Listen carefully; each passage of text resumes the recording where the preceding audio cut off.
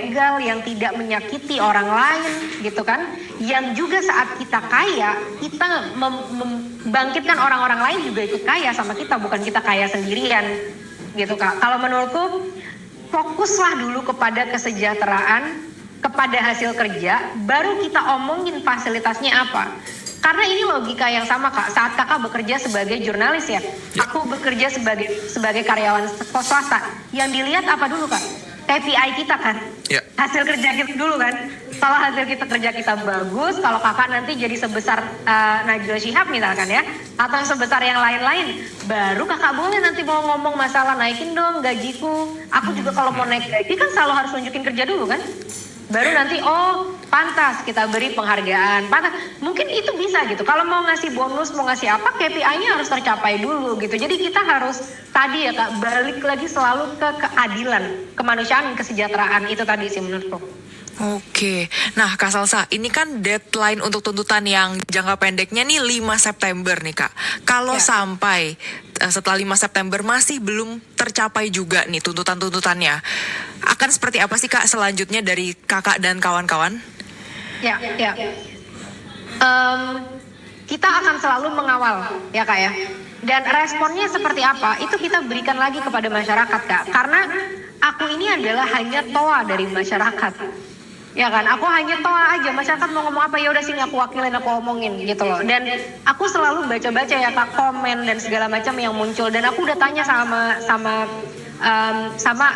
orang-orang yang atau teman-teman yang ada di situ gitu. Aku tanya, teman-teman kalau mereka tidak mencapai target KPI, kita apain nih karyawan-karyawan kita, bos-bos gitu. Karena kan kita bosnya kan, mereka karyawan yang tidak mencapai KPI mau diapain gitu. Nah itu udah banyak tuh yang komen-komen gitu kan, mau ada yang bilang pecat, ada yang bilang udah nggak mau lagi bayar pajak, ada yang bilang macam-macam gitu loh Kak. Dan yang harus diingat sama pemerintah ya, kalian itu kuat karena kalian punya senjata dan punya power. Itu aja kekuatan kalian. Tapi jangan lupa yang menggerakkan ekonomi itu adalah kita, masyarakat Indonesia. Jadi kalau kalian mau bertahan, kalau kalian masih mau ada di situ, masih mau, ya kalian harus buktikan bos-bos kalian ini puas. Karena kalau bos-bos kalian nggak puas, bos-bos kalian tinggal nggak mau kerja bisa, tinggal nggak mau bayar pajak bisa. Kak selalu ada celah Kak, mereka juga ahli kan dalam mencari celah gitu, selalu ada celah gitu. Nah jangan sampai itu terjadi, karena kita nggak mau Kak, karena kita di sini tuh mau membangun, bukan mau menghancurkan bangsa gitu. Nah itu nanti kita akan koordinasi lagi Kak. Kalau ini nggak tercapai akan seperti apa, dan kita lihat respon mereka. Kalau ini nggak tercapai apa nih pertanggungjawabannya, ada penjelasan nggak? Kalau nanti minta maaf lagi sih amit-amit ya. Gitu. Nah, kita tanya lagi ke masyarakat mau seperti apa responnya gitu. Dan Kak, pemerintah itu harus tahu ya, kasus seperti ini tuh tidak terjadi cuma di Indonesia. Ini sudah terjadi di banyak negara. Di Afrika Selatan waktu menghadapi apartheid, di Filipina waktu dulu ada Presiden Marcos kan, dan di banyak negara lain Kak. Saat pemerintah sudah tidak berpihak kepada rakyat, pemerintah cari tahu sendiri deh apa dampaknya kepada kalian. Oke, baik Kak Salsa, terakhir nih Kak untuk menutup wawancara hari ini. Kata-kata hari ini untuk pemerintah dan juga masyarakat Indonesia. Silakan Kak Salsa. Kerja, laksanakan. Tugas udah dikasih sama bos-bos, ya kan? Ini bagaikan kalau kita lagi mengerjakan skripsi, kalian ini udah dijokiin. Yang ngerjain kita, yang menggalang aspirasi kita, yang bikin komunikasinya, presentasinya semuanya kita, yang sekarang kita bikin live juga tuh tuntutannya untuk nge-track KPI-nya secara transparan kita. Jadi udah dijokiin semua nih. Padahal kita semua kagak ada yang bayar. Kita semua mengorbankan ya kayak ketenangan hidup kita sampai saat ini gitu. Aku masih karyawan, yang lain pun masih kerja ya Kak. Untuk kemajuan bangsa. Kalian tuh udah dijokiin skripsinya. Tinggal laksanakan aja. Masa iya nggak mampu? Kalau iya bener nggak mampu, masa iya kalian pantas ada di sana? Itu yang mau aku pertanyakan kepada mereka. Oke, terima kasih. Tapi gini Kak, tambahan satu lagi ya. Boleh silakan Kak. Aku tambahkan ya. Tapi kita ini juga mengkritisi secara objektif Kak. Karena sudah ada kok progres dalam beberapa hari ini, dan menurutku progresnya lebih cepat ya daripada beberapa tahun ini gitu, karena kita sudah mulai bersatu tuh. Warna hijau dan pink itu udah di mana-mana di Instagram, gak cuma diaspora, semua udah pada pakai, semua menyuarakan 17+8 gitu kan. Nah, kita sudah bersatu nih. Kalian selama ini dituntut tentang Ombuds Law, tentang RUU TNI, gagal kan? Karena nggak ada persatuan dari masyarakat, jadi kita masih bisa dianggap angin. Saat ini kita nggak bisa lagi dianggap angin sama mereka gitu. Nah, kita apresiasi juga langkah-langkah yang udah diambil. Contoh dari Partai Nasdem udah diberhentikan, tunjangan-tunjangan sudah dibekukan, Partai Golkar udah dipecat ya kan. Dari partai apalagi tuh, Partai Amanat Nasional juga udah memecat gitu kan. Nah, satu nih, PDIP Perjuangan ya, kalian masih belum juga mecat, cuma minta masyarakat nangis-nangis minta maaf sama masyarakat. Apakah kalian mau? Gara-gara kalian satu tuntutan dari seluruh parlemen tidak tercapai. Apa penjelasan kalian tidak memecat karyawan-karyawan kita yang sudah menghina dan bertingkah arogan sampai saat ini? PDIP Perjuangan, elektabilitas kalian di 2029 dipertanyakan.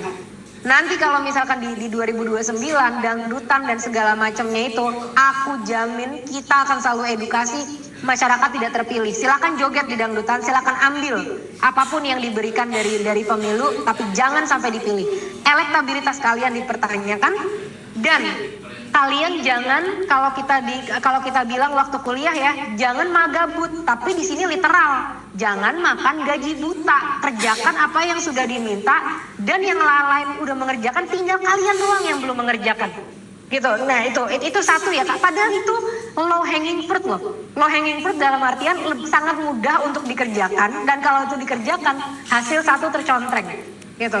Berikan itu gitu. Dan ini PDIP, kalian ini ketua DPR loh. Kalian sangat tidak mencontohkan perbuatan yang baik terhadap yang lain gitu. Nah, yang lain-lain contoh Ibu Sri Mulyani udah bilang kalau nggak akan ada kenaikan pajak di tahun 2026 gitu ya Kak. Ya. Bagus, kita apresiasi, tapi jangan naik di 2025. Ntar mentang-mentang nggak 2026, 2025 lagi.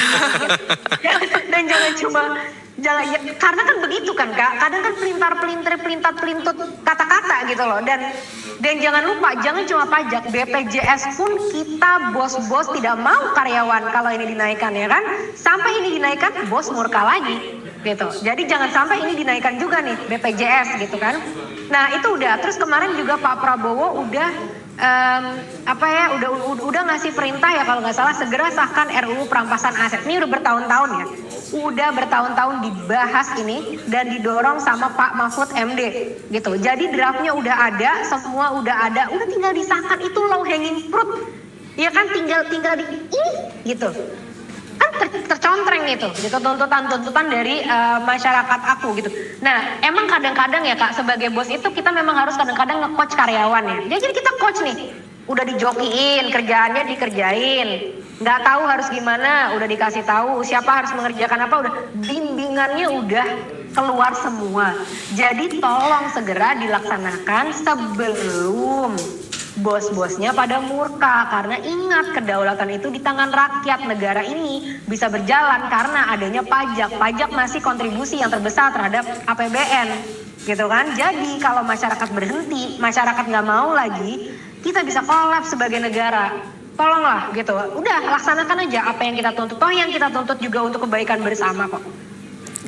Oke, baik Kak Salsa, terima kasih buat hari ini. Ngobrol-ngobrol ini mantap sekali ya. Seru dari banget, A sampai Z. menginspirasi banget juga loh nih Kak Salsa sosoknya, luar biasa. Iya, dan Kak Salsa ini yang paling penting juga pastinya obrolan kita hari ini didengar ya Kak Salsa sama pemerintah, dan perubahan itu segera terlaksana ya Kak Salsa ya. Betul. Amin. Merdeka. Merdeka.